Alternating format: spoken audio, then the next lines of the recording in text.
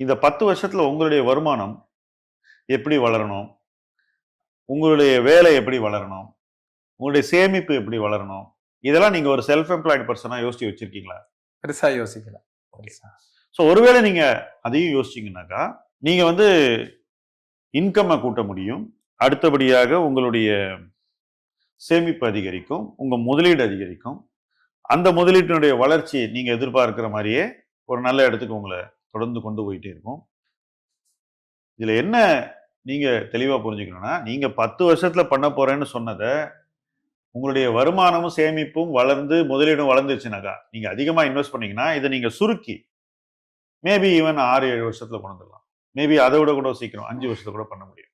So ஒரு self employed person தன்னுடைய வளர்ச்சி எப்படி இருக்கணும் அப்படிங்கிறத பத்தி யோசிச்சாங்கன்னாக்கா, அந்த ஒரு தெளிவு அவங்களுக்கு கிடைக்கும். எப்படி தங்களை வளர்த்துக்கிறது அவங்களுடைய வேலையிலன்னு. வேலையில வளரும் போது சேமிப்பு வளரும். சேமிப்பு வளரும் போது முதலீடு வளரும். முதலீடு வளரும் போது உங்களுடைய பொருளாதார மைல்கற்கள் உங்களை சீக்கிரம் வந்தடையும்.